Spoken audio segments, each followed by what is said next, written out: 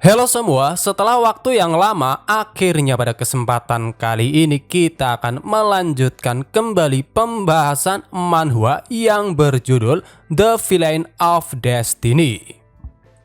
Pada pembahasan sebelumnya, karena salah satu syarat untuk bisa memasuki Akademi True Immortal, seseorang harus membunuh sejumlah makhluk absolut yin. Semua orang mulai berbondong-bondong pergi menuju Nanseng Heaven karena dikabarkan di tempat itu ada absolut yin field yang muncul. Tahu bahwa Gus Sangga akan datang, Yingyu lantas ikut bergabung dalam pembicaraan yang sedang dilakukan oleh Yilang Tian dan yang lainnya. Namun pastinya dia bergabung bukan dengan niat baik. Justru sebaliknya, dia mulai melontarkan beberapa kata kasar khususnya menyinggung Gus Sangga yang telah ditunggu lama namun belum datang juga. Bahkan dua pengikutnya yaitu seorang wanita yang juga berasal dari sekte Tian Huang serta seorang pria bernama Agu yang berasal dari sekte Black Bull ikut menghina Gus Sangga yang katanya hanya orang terkenal dan bukan orang kuat. Singkat cerita, akhirnya Gus Sangga datang. Pastinya kedatangannya membuat orang-orang terkejut tak terkecuali Yingyu. Agu adalah satu-satunya orang yang masih memiliki ekspresi angkuh di wajahnya. Bahkan dia berniat langsung mengetes seberapa kuat Gus Sangga. Tetapi sayangnya, baru ingin mencobanya, tiba-tiba dia bisa merasakan tekanan yang begitu mengerikan dan dengan santai Gus Sangga berjalan melewatinya.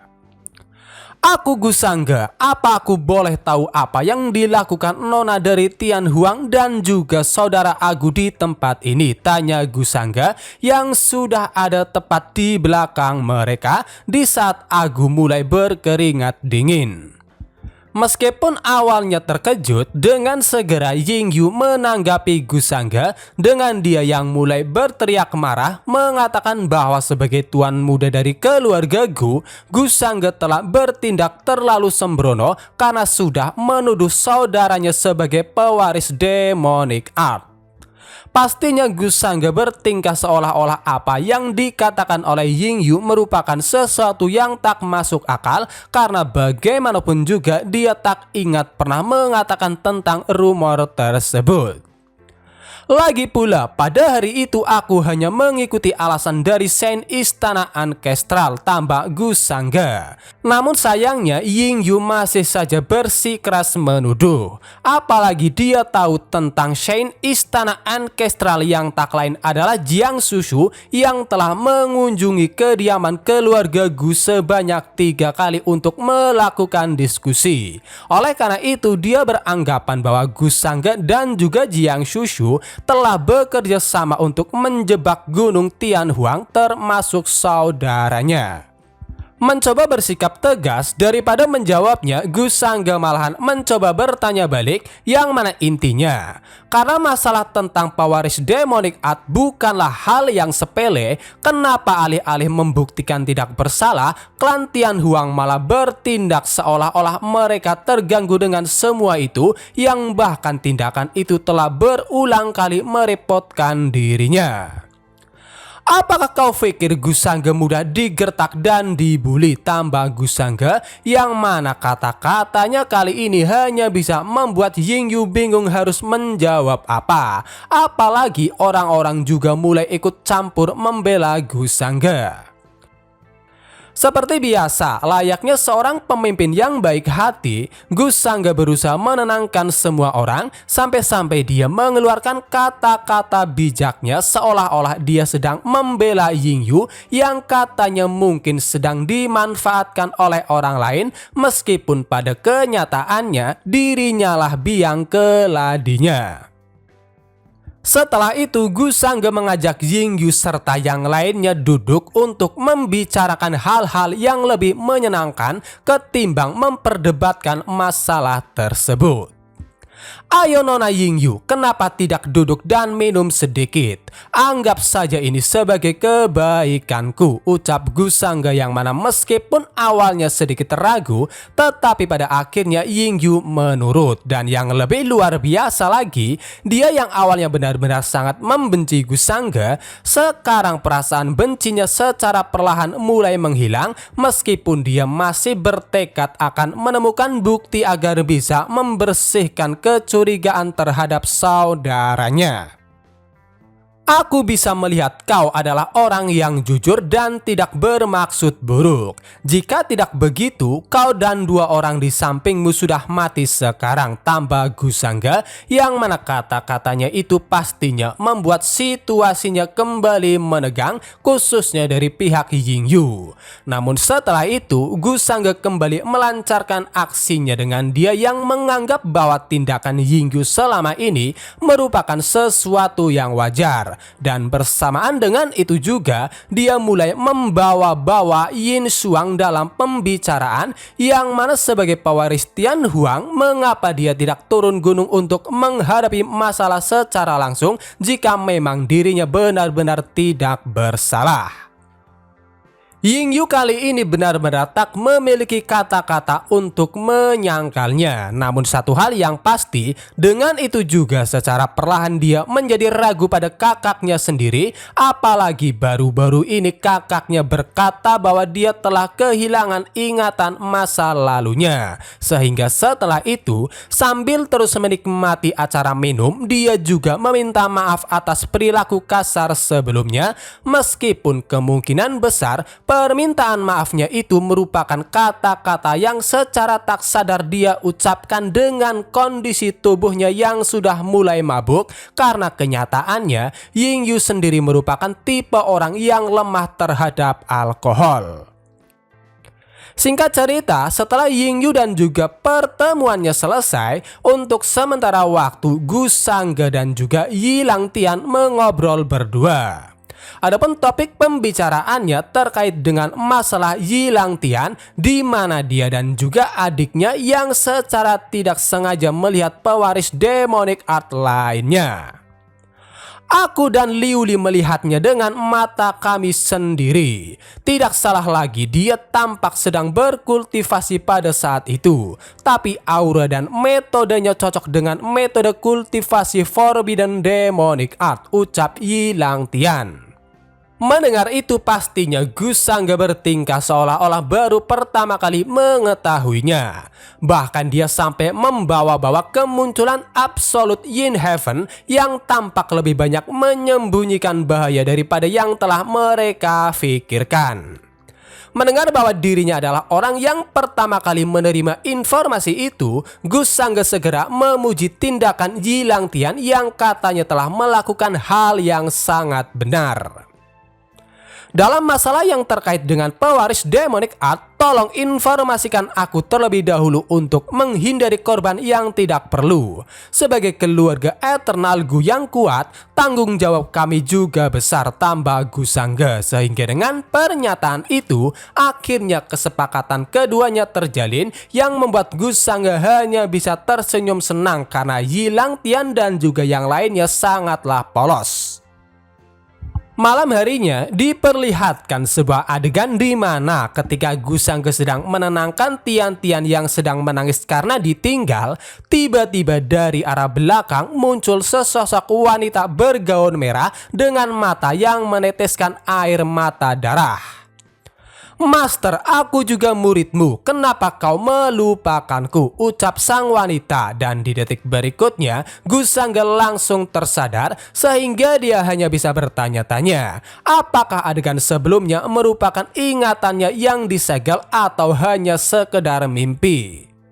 Sedang memikirkan itu, tiba-tiba notifikasi sistem muncul yang mengatakan bahwa quest Putri Takdir Crimson Demoness telah terpicu.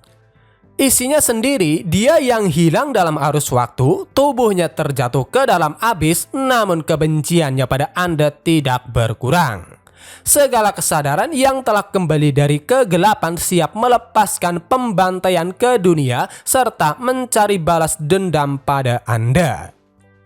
Melihat deskripsinya membuat Gu Sangga berpikir kalau dibandingkan dirinya, Putri Takdir lebih mirip seperti seorang villain. Namun tanpa memperdulikan itu semua, dengan segera dia melihat cuplikan masa lalu dari Putri Takdir yang mana diperlihatkan dia yang masih seorang anak-anak dibimbing oleh seorang pria yang tak lain adalah masternya. Dengan pedang di tangannya dia membantai habis orang-orang yang telah membakar desa tempat tinggalnya dan membunuh keluarganya.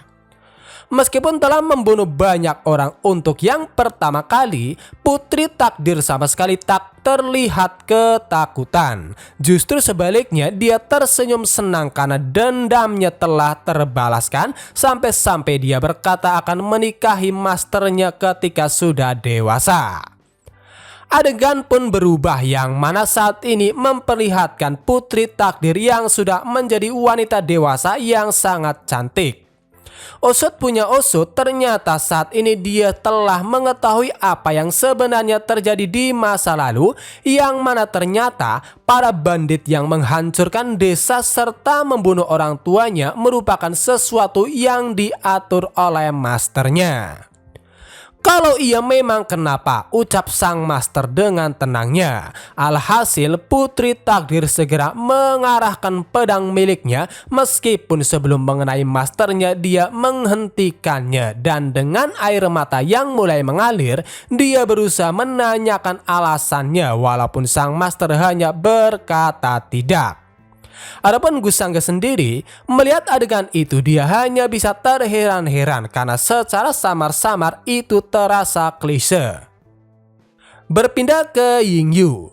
Dengan kepala yang lumayan sakit, akhirnya dia terbangun dengan perasaan yang sedikit malu karena mabuk di depan orang asing.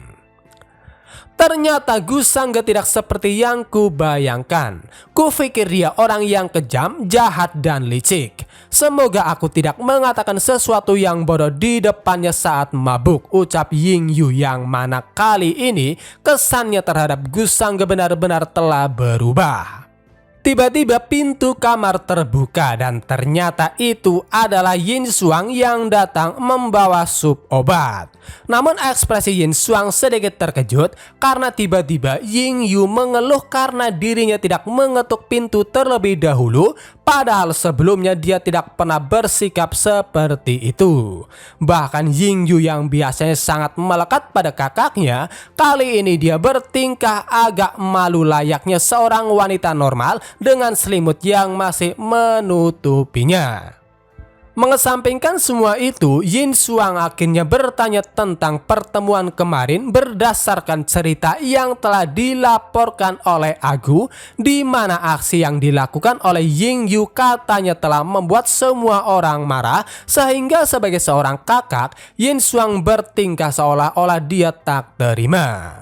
Namun ternyata Yingyu sama sekali tak menyangkalnya karena semuanya benar-benar kesalahannya yang hampir membuat Tian Huang terjerumus ke dalam kontroversi yang lebih dalam.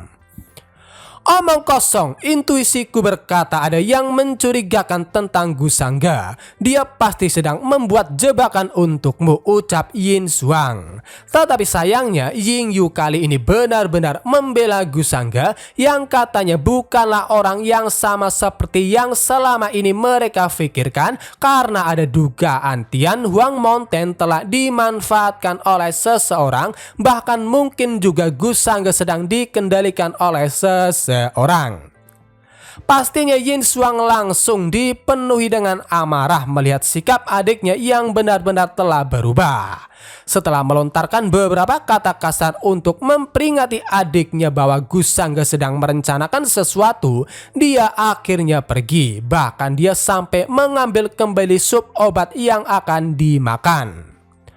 Dari sekarang jangan meninggalkan rumah tanpa izinku dan jauhi dia, tambah Yin Xuang saat dia menutup pintu. Perasaan heran pastinya dirasakan oleh Yingyu karena itu baru pertama kali dia melihat sikap kakaknya seperti itu. Namun satu hal yang pasti, dia menjadi semakin curiga pada kakaknya sendiri karena meskipun belum pernah bertemu dengan Gusangga, entah mengapa kakaknya sangat waspada padanya, bahkan kata-kata dan tindakannya benar-benar sangat berbeda dari yang sebelumnya. Sementara itu di tempat lain, dengan wajah yang sedikit kesal, Zijin terlihat sedang memarahi kakaknya yaitu Wushuang yang tampaknya telah menggunakan jimat perlindungan pemberiannya yang seharusnya hanya digunakan ketika menghadapi hal yang sangat penting. Sebenarnya alasan utama mengapa suasana hati Zijin bisa seperti itu karena dia merasa sikap Jiang Susu sekarang benar-benar telah berubah, yang mana dia begitu mudah marah, apalagi jika hal itu menyangkut Gusangga yang pernah dengan sengaja dia iseng menanyakannya. Wushuang terus berusaha menenangkan dan juga meyakinkan adiknya karena bagaimanapun juga dia telah disuruh untuk mengaktifkan jimat ketika menghadapi situasi yang mendesak. Itu artinya jika hidupmu dalam bahaya, aku akan datang menyelamatkanmu. Apakah kau mengerti betapa berharganya jimat itu? Itu bukan seperti panggilan telepon atau surat, teriak Zijin yang masih kesal. Namun dari semua itu, kita dapat sedikit menyimpulkan bahwa tampaknya Wushuang telah menggunakan jimat yang sedang diributkan hanya untuk memanggil adiknya datang, dan pada akhirnya Zijin yang awalnya marah tiba-tiba berubah memujinya setelah tahu bahwa alasan Wushuang menggunakan jimat untuk menginfokan pertemuan sebelumnya, khususnya kedatangan Gusangga. Dia datang ke Nanseng Heaven dan menanyakan tentang dirimu, jadi aku pikir perlu memberitahumu, ucap Wushuang, yang mana kata-katanya itulah alasan terbesar perubahan sikap Zijin yang langsung memujinya. Singkat cerita, Zijin akhirnya pergi menemui Gusangga. Untuk lokasi pastinya berada di depan pintu masuk Absolute Yinfield, yang mana ternyata untuk pintu masuknya sendiri tidak hanya satu, namun masing-masing pintunya tersembunyi. Ditanya apakah alasan ingin bertemu dirinya hanya untuk mengetahui lokasi dari pintu masuk ke Absolute Yinfield, tanpa berusaha menutupinya, Gusangga langsung mengiyakannya dengan alasan bahwa sebagai Saint Istana Ancestral, Zijin pasti tahu cara untuk masuk ke dalam Absolute Yinfield. Aku juga ingin segera mengamankan tempat di Akademi True Immortal, tambah Gusangga. Menanggapi itu, Zijin bertingkah biasa seolah-olah itu merupakan hal yang wajar. Namun secara tidak langsung dia mengharapkan sebuah imbalan, sehingga setelah itu Gusangga yang menyadarinya mencoba bertanya apakah yang diinginkan oleh Zijin, karena jika mampu dia akan mengabulkannya sebagai tanda terima kasih. Bagaimana dengan lamaran pernikahan, ucap langsung Zijin. Namun sayangnya Gusangga langsung menolaknya dengan alasan bahwa dia sudah mempunyai tunangan yang tak lain adalah Yu Mingkong. Mungkin karena sudah tahu akan mendapat jawaban seperti itu, Zijin sama sekali tidak terkejut. Sebaliknya, dia sedikit menggoda Gusangga yang katanya terlihat seperti playboy tetapi ternyata sangatlah setia. Singkat cerita, Gusangga memutuskan untuk memberikan sebuah artefak yang memiliki bentuk seperti daun. Ini adalah amulet giok pribadi keluarga Gu. Ambillah Nona Zijin, ucap Gusangga. Adapun amulet sendiri bisa dikatakan itu merupakan istilah lain dari jimat. Pastinya Zijin terlihat sangat senang, apalagi hadiahnya sendiri dikatakan merupakan amulet giok pribadi keluarga Gu. Ditambah, Gusangga berkata akan datang ketika Zijin meminta bantuan dengan amulet tersebut, walaupun pada kenyataannya bantuan yang akan dia berikan pastinya tak cuma-cuma. Setelah itu, untuk sementara waktu mereka sedikit mengobrol, yang mana Zijin mencoba bertanya tentang Gusangga yang katanya telah melakukan kontak dengan Tianhuang Mountain. Menanggapi itu, Gusangga lantas menjelaskan bahwa dia hanya bertemu dengan Yingyu yang katanya seorang wanita polos dan lurus yang tidak tahu apa-apa tentang semuanya. Sementara kakaknya yaitu Pangeran Tianhuang sama sekali tidak datang, meskipun ada sebuah rumor yang mengatakan jika dia juga ikut datang ke Nanseng Heaven. Tapi kenapa dia tidak menunjukkan dirinya? Apakah dia merasa bersalah? Apakah mungkin memang benar dia adalah pewaris demonic art tanpa Gusangga dengan sengaja, yang mana pernyataannya itu berhasil membuat Zijin memikirkannya dengan serius sampai pada akhirnya dia berkata bahwa dirinya mempunyai sebuah rencana untuk membuat Yin Xuang muncul agar dia bisa mengujinya. Singkat cerita, waktu pun berlalu. Dapat terlihat Yi Langtian dan juga yang lainnya akhirnya tiba di depan pintu masuk menuju ke Absolute Yin Field setelah mengikuti petunjuk yang diberikan oleh Gusangga. Sedang berpikir mengapa Gusangga tidak ikut datang bersama dengan mereka, tiba-tiba datang kelompok lain yang mana kelompok tersebut ternyata berasal dari Tianhuang dan dipimpin oleh Yin Xuang yang entah mengapa langsung mengklaim bahwa mereka lah yang pertama kali menemukan Absolute Yin Field. Bagus sekali Yingyu, sekarang kita telah menemukan Absolute Yin Field, berarti tempat di Akademi True Immortal adalah milik kita, ucap Yin Xuang. Meskipun pada kenyataannya Yingyu bisa tahu tempat tersebut berkat informasi Gusangga yang tak mungkin dia jelaskan juga. Entah itu sengaja atau bukan, melihat kelompok Yi Langtian, Yin Xuang bersikap seolah-olah dia baru menyadarinya, berbeda dengan orang-orang dari kelompok Yi Langtian yang sedikit terkejut karena itu baru pertama kali mereka melihat pangeran dari Tianhuang Mountain yang digadang-gadang sebagai anak yang dibanggakan oleh langit. Seperti yang telah dijelaskan sebelumnya, semua itu merupakan rencana yang telah dipersiapkan oleh Zijin karena saat ini dia dan juga Gusangga sedang mengawasi secara diam-diam. Lihat, seperti yang telah diperkirakan, dia tidak tahan untuk tidak datang, ucap Zijin yang pastinya langsung mendapat pujian dari Gusangga. Ternyata Yin Xuang telah menyadari ada seseorang yang sedang bersembunyi sehingga dia yang tak tahu bahwa itu adalah Gusangga dan Zijin hanya bisa meneriakinya, yang mana hal itu hanya bisa membuat orang lain bingung. Zijin hanya bisa tersenyum senang dan sedikit memuji Yin Xuang yang tampaknya memiliki insting yang begitu kuat sebagai pewaris demonic art. Adapun Gusangga, dia memutuskan untuk menyerahkan sisanya pada Zijin yang membuat Zijin mulai bersikap cemberut karena bagaimanapun juga Gusangga masih bersikap sangat sopan pada dirinya.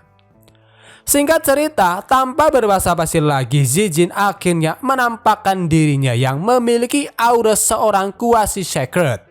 Di sisi lain, Yin Xuang mulai memperkenalkan dirinya dengan sikap yang bisa dikatakan penuh dengan percaya diri. Namun sayangnya, di detik berikutnya dalam sekejap mata Zijin sudah berpindah tepat di depannya dan melepaskan sebuah pukulan yang mana hal itu pastinya benar-benar hanya bisa membuat semua orang terkejut sekaligus bingung.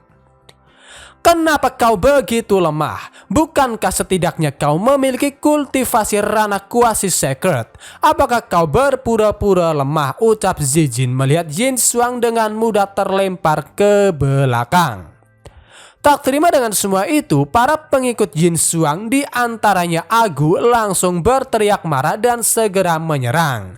Namun sayangnya mereka sama sekali tidak bisa mendekat setelah Zijin mengeluarkan teknik petirnya. Itu adalah teknik Heavenly Thunder. Apakah kau adalah sign dari istana ancestral? Teriak Agu penuh dengan keterkejutan yang pastinya segera dijawab oleh Zijin yang juga memberikan ancaman agar tidak menghalangi jalannya jika ingin masih hidup. Di sisi lain, Yingyu segera berpindah ke depan kakaknya untuk melindunginya sehingga sebisa mungkin dia berusaha membujuk Zijin dengan alasan bahwa kakaknya tidak ada hubungannya dengan kultivator demonik. Namun sayangnya Zijin sama sekali tak peduli, sampai-sampai dia juga mengeluarkan salah satu teknik miliknya yang pastinya bukan sembarang teknik. Terakhir kali aku terkejut olehmu, namun sekarang aku sudah siap. Ayo putra Emperor Tianhuang Yin Xuang, tunjukkan kekuatanmu yang sebenarnya, ucap Zijin. Menghadapi itu, Yin Xuang hanya bisa berkeringat dingin karena situasinya benar-benar di luar kendalinya. Namun pada akhirnya, meskipun terpaksa, dia memutuskan untuk meladeni Zijin setelah menerima hinaan dari orang-orang yang menganggap bahwa dirinya hanya orang lemah dan pengecut karena hanya bisa bersembunyi di belakang adiknya. Singkat cerita, untuk menghadapi serangan yang dilepaskan oleh Zijin, Yin Xuang segera menggunakan salah satu teknik yang baru saja dia pelajari sebagai putra Emperor Tianhuang. Karena jika kalian ingat, jiwa di dalam tubuh Yin Xuang merupakan jiwa milik Shu Fan. Adapun teknik yang digunakan adalah Imperial Dharma Form. Begitu kedua serangan berbentrokan, menciptakan sebuah ledakan yang cukup besar. Namun sudah pasti teknik milik Yin Xuang tak mungkin sebanding dengan milik Zijin yang membuatnya semakin babak belur setelah menerimanya. Aku takut kekuatanku akan mengecewakanmu. Kau mencurigaiku sebagai Demonic Cultivator, tapi aku bukan. Bahkan jika kau membunuhku, aku bukan Demonic Cultivator, ucap Yin Xuang yang benar-benar sudah berada di ujung tanduk. Tetapi sayangnya, masih saja Zijin sama sekali tidak peduli sehingga dia kembali menyiapkan serangannya. Masih mau berpura-pura, maka matilah dengan rahasiamu, ucap Zijin saat dia mulai menyiapkan serangannya. Melihat itu, dengan segera Ying Yu dan bahkan Agu menghampiri Yin Xuang. Dan di saat mereka sudah pasrah menerima serangan yang datang, akhirnya Gu Sangga menampakkan dirinya. Bahkan tiba-tiba dia sudah berdiri tepat di depan kelompok Yin Xuang. Apakah ada kesalahpahaman di sini? Sain, berhentilah, ucapnya seolah-olah dirinya tidak terlibat dalam skenario tersebut. Sudah pasti kemunculan Gu Sangga hanya bisa membuat Ying Yu terkejut sekaligus senang. Bahkan Yilang Tian dan juga yang lainnya ikut terkejut, tak seperti Wu Shuang yang hanya bisa penasaran apakah saudarinya dan juga Gu Sangga sama-sama terlibat karena mereka muncul di saat yang bersamaan. Namun yang pasti, apakah mungkin di masa depan Gu Sangga akan menjadi saudara iparnya? Dengan aktingnya yang luar biasa, Zijin lantas bertanya tentang tujuan Gu Sangga menghentikan dirinya. Menanggapi itu, Gu Sangga mulai bersikap seolah-olah dirinya adalah orang baik dengan dia yang berusaha membela Yin Xuang dengan alasan bahwa semua masalah tentang putra Emperor Tianhuang yang menjadi Demonic Cultivator perlu didiskusikan lebih lanjut. Aku merasa situasinya agak mencurigakan. Selain itu, aku tidak ingin Nona Ying Yu terlibat tanpa alasan, tambah Gu Sangga.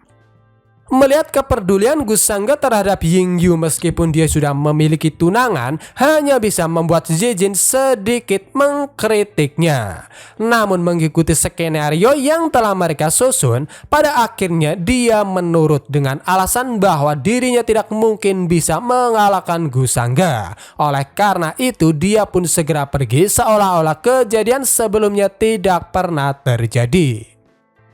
Terima kasih Sain, aku berhutang padamu, jadi nanti aku akan mentraktirmu minum, ucap Gu Sangga yang langsung dijawab bahwa itu semua tidak perlu karena dia takut akan diracuni.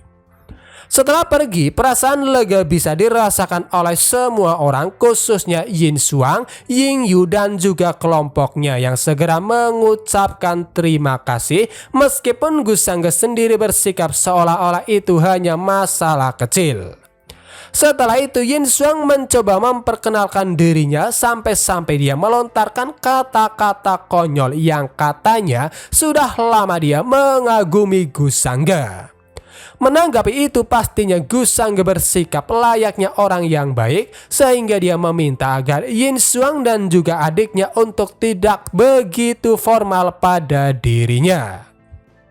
Mencoba melancarkan aksinya, tiba-tiba Gu Sangge mengungkapkan rasa bersalahnya yang katanya dirinya ikut bertanggung jawab atas masalah ini karena jika dirinya tidak memberitahu Ying Yu tentang lokasi gerbang Absolute Yinfield, tidak mungkin kelompok Yin Xuang bertemu dengan Zijin. Master Gu, kau sudah bermaksud baik, tidak perlu menyalahkan diri sendiri. Ini hanyalah nasib buruk kami. Sain dari istana Ancestor benar-benar kuat di zaman ini. Kami malu dengan ketidakmampuan kami, ucap Ying Yu menanggapi Gu Sangge di saat Ying Xuang hanya bisa menunjukkan ekspresi terkejut karena dia mengira adiknya lah yang menemukan pintu masuknya. Sedang terkejut dengan kebenaran itu, lagi-lagi keterkejutan Yin Xuang bertambah setelah dengan ekspresi biasanya Gu Sangge bertanya, "Saudara Yin, apakah kau mengganti metode kultivasimu? Kau seharusnya tidak dalam keadaan menyedihkan seperti ini." Ditanya apa maksudnya, dengan tenang Gu Sangge mulai menjelaskan bahwa dirinya merasa kalau jiwa Yin Xuang tampaknya telah terluka karena mengganti metode kultivasi yang membuatnya tidak bisa mengeluarkan kekuatan sejati.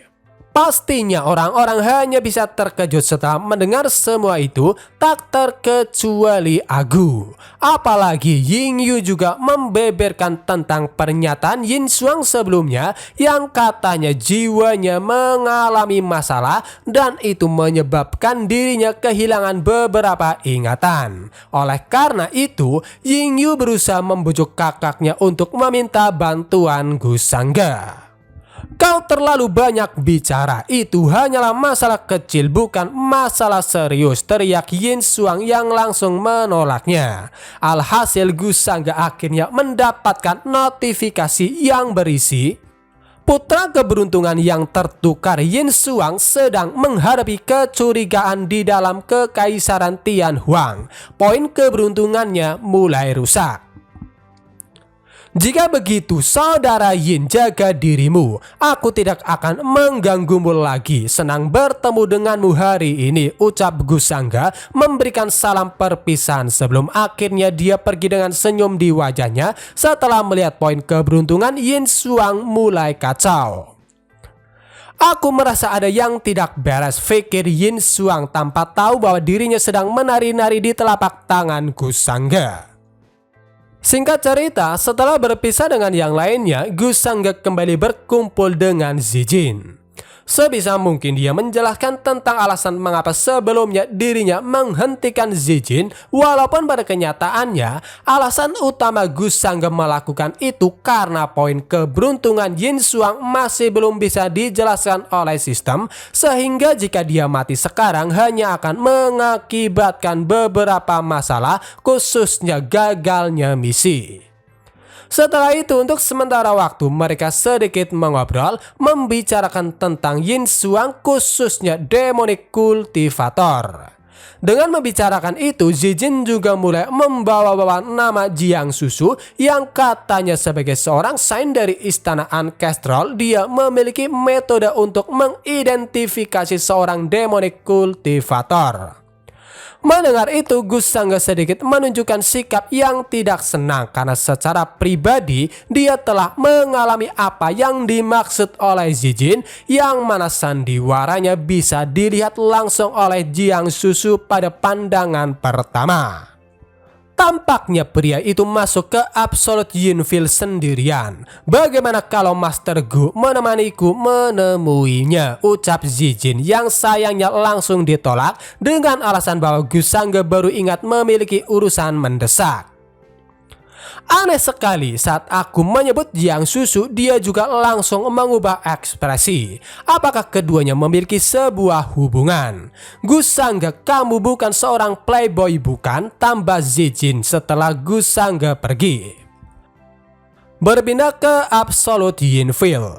dapat terlihat seorang tuan muda yang berasal dari klan Golden Kirin, salah satu klan ancient atau klan kuno, bersama dengan rombongannya dia berusaha menyusuri Absolute Yinville. Tahu jika terus maju mereka akan memasuki bagian dalam dari Absolute Yinville yang kemungkinan besar memiliki monster di level Quasi Secret, beberapa di antara mereka sedikit mengkhawatirkannya. Jangan khawatir, yang merasa masih lebih lemah silakan tinggal di sini, yang lain ikut aku. Jika kita belum mengalahkan monster level Quasi Secret, bagaimana kita bisa bersaing menjadi yang terkuat di antara generasi muda? Jika Gusangge bisa melakukannya, aku juga bisa, ucap si tuan muda dengan sikap penuh percaya dirinya. Adapun untuk mempermudah panggilan si tuan muda, di sini kita akan memanggilnya Kirin karena bagaimanapun juga itu nama dari klannya. Baru saja ingin melanjutkan perjalanan, tiba-tiba muncul 3 orang bertopeng yang mana meskipun terlihat mencurigakan, sudah pasti mereka merupakan bawahan Gusangge. "Siapa di sana?" teriak Kirin penuh dengan keterkejutan. Apalagi dia dan juga bawahannya tahu kalau 3 orang yang muncul bukanlah sosok biasa karena masing-masing di antara mereka berada di ranah Great Secret. Mengabaikan keterkejutan semua orang, salah satu dari pria bertopeng lantas menjelaskan bahwa kedatangannya atas perintah masternya yang menyuruhnya serta 2 rekannya untuk mengambil esensi kultivasi semua orang, khususnya Kirin selaku tuan muda dari klan Golden Kirin. Mendengar itu, Kirin akhirnya sadar bahwa 3 sosok yang muncul merupakan seorang demonic kultivator, dan bersamaan dengan itu juga nama Yin Xuang langsung muncul di pikirannya, yakin bahwa dialah master yang dibicarakan oleh mereka. Sedang memikirkan alasan mengapa Yin Xuang mengincar dirinya, di detik berikutnya salah satu pria bertopeng sudah turun tepat di depannya. Setelah mengatakan bahwa esensi dari klan Golden Kirin merupakan harta yang sangat langka, tanpa banyak basa-basi dia langsung menghajar Kirin dan tak butuh lama, tanpa bisa melawan, semua orang dibantai habis oleh ketiganya. Ternyata sebelum dia benar-benar mati, untuk yang terakhir kalinya Kirin menggunakan salah satu tekniknya, dan itu merupakan teknik bloodline transmisi dengan tujuan untuk mengirimkan sebuah pesan rahasia yang berisi tentang dalang di balik pembunuhan kelompoknya serta identitas dari pewaris demonic art yang tak lain adalah Yin Xuang. Bukannya lega begitu pesannya terkirim, Kirin hanya bisa terkejut karena tiba-tiba muncul sesosok yang benar-benar tak terduga, dan itu pastinya Gusangge. Dengan senyum indah di wajahnya, dia sedikit memuji teknik bloodline transmisi yang baru saja digunakan sebelum akhirnya dia mulai menyerap esensi kultivasinya. Singkat cerita, tak butuh lama pesan yang dikirim oleh Kirin sampai kepada semua orang, sehingga mereka semua mulai berbondong-bondong untuk pergi ke tempat Yin Xuang berada, tak terkecuali kelompok Yilang Tian yang sangat yakin bahwa kejadian ini tidak akan terjadi jika sebelumnya Zijin langsung membunuh Yin Xuang. Setelah berhasil menemukan Yin Xuang, orang-orang khususnya yang berasal dari klan Golden Kirin penuh dengan amarah mulai menyalahkan Yin Xuang atas kematian tuan muda mereka. Adapun Yin Xuang sendiri, dia yang benar-benar tak tahu apa yang sebenarnya terjadi, hanya bisa kebingungan dan berusaha menolak semua tuduhan tersebut. Namun sayangnya, mereka semua sama sekali tidak peduli karena pesan yang dikirim oleh Kirin yang menggunakan teknik rahasia klan Golden Kirin merupakan bukti nyatanya. "Kau memfitnahku. Aku tak memiliki dendam pada tuan muda klan Kirin, jadi kenapa aku harus membunuhnya? Teknik rahasia yang kau sebut, siapa yang tahu itu asli atau palsu?" teriak Yin Xuang mencoba membela diri. Tetapi sayangnya, usahanya itu semakin memojokkan dirinya, ditambah Yilang Tian ikut bergabung membenarkan tentang keaslian pesan Kirin, sehingga semua orang menjadi semakin yakin bahwa Yin Xuang adalah pewaris demonic art yang kejam dan juga licik, karena setelah identitasnya terbongkar masih sempat-sempatnya dia berakting. Singkat cerita, setelah itu untuk sementara waktu Yin Xuang yang dituduh terus berusaha meyakinkan semua orang bahwa dirinya tidak bersalah, sampai-sampai dia bersumpah demi langit dan bumi. Namun sayangnya, orang-orang khususnya dari pihak klan Golden Kirin tidak mau mempercayainya, karena bagaimanapun juga meskipun Yin Xuang adalah tuan muda dari Tianhuang Mountain, karena dia pewaris dari demonic art, maka dia telah menjadi musuh seluruh dunia. Di situasi itu Yin Xuang benar-benar sudah sangat terpojok, ditambah sekutu-sekutunya juga mulai mencurigainya karena mereka sadar ada beberapa momen di mana Yin Xuang pergi entah kemana seorang diri. Apa yang kalian bicarakan? Aku hanya pergi untuk beristirahat. Apakah aku harus melaporkannya pada kalian? Teriak Yin Xuang.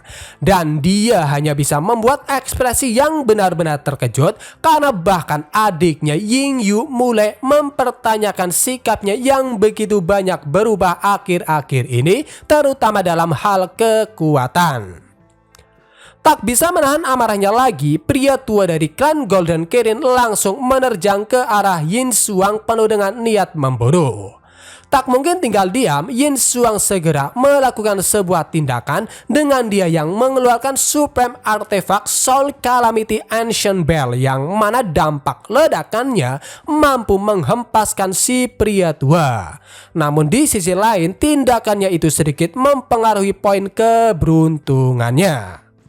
Begitu artefak yang berbentuk lonceng emas melesat ke arah langit, itu menciptakan sebuah penghalang yang hanya bisa membuat semua orang terkejut sekaligus bingung dengan tindakan Yin Xuang mengurung semua orang, karena konon katanya penghalang yang tercipta dari lonceng mudah dimasuki tetapi sangat sulit untuk keluar dari dalamnya.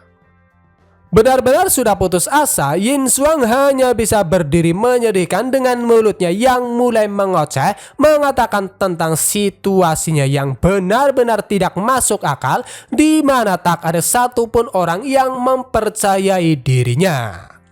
Di situasi itu, Agu dan juga Ying Yu berusaha menyadarkan Yin Xuang untuk kembali ke jalan yang benar dan meninggalkan teknik demonik yang terlarang. Namun karena pada dasarnya Yin Xuang sendiri sama sekali tak ada hubungannya dengan pewaris demonic art, kata-kata keduanya hanya bisa membuatnya semakin marah. Cukup, kalian tak perlu bicara lagi. Karena tak ada satupun dari kalian yang percaya padaku, maka... Itulah teriakan Yin Xuang yang membuat semua orang mulai panik mengira bahwa mereka akan dibunuh. Namun di detik berikutnya muncul sosok yang tak terduga, dan itu ternyata kelompok bertopeng yang sebelumnya membunuh Kirin dan kelompoknya.